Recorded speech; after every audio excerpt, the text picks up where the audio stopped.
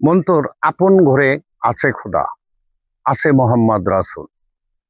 আসলে মানুষ সর্বনিয়তই এদিক ওদিক ছুটাছুটি করছে।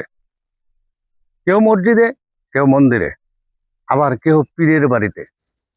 আসলে মসজিদ ঘরেও আল্লাহ থাকে না, মন্দিরেও আল্লাহ থাকে না, আর মুর্শিদের কাছেও আল্লাহ থাকে না। মুর্শিদ আল্লাহর পরিচয় ঘটায় দেয়।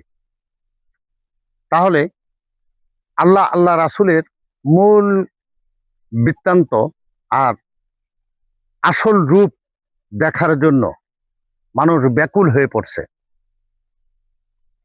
আল্লাহ পাক তার কালামুল্লাহ শরীফে আল্লাহ পাক সর্বনিয়ত বলেছেন, খালাকাল্লাহু আদামা সূরাতিহি, আমি আমার এহসান সূরাত দ্বারা আদমকে সৃষ্টি করেছি। আদম সূরাতি আমার সূরাত। তাই যদি হয় তাহলে প্রত্যেকটা মানুষের কাছেই আল্লাহ বিরাজিত। আমরা কোনো মানুষকে হেলা না করি, কোনো মানুষকে আমরা ছোট করে না দেখি। কখন আল্লাহ কার ভিতরে লুকিয়ে যায় বলা মুশকিল। তাই বলছি, চোখের পলক হিললে প্রেম মিলে নাচে খেলে বলে চোখে মুখে। আমি ওই কথাটা আপনাদেরকে তুলে ধরলাম। মুর্শিদ পরশমণি, এই জন্য বলছি, মুর্শিদের কাছে গেলে সর্বনিয়তই সর্বখবর আপনি পাবেন।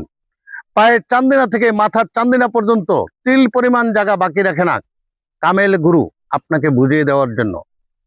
আপনি যদি না বুঝেন তাহলে আপনি ব্যর্থ, মুর্শিদ ব্যর্থ না। এই জন্য বলছি, জয় গুরু, জয় গুরু, জয় হয়েছে গুরুরই, কিন্তু আপনার হয়েছে কিনা সেদিকে আপনি খেয়াল রাখবেন। আজকের অনেক কথা আপনাদের জন্য বলছি।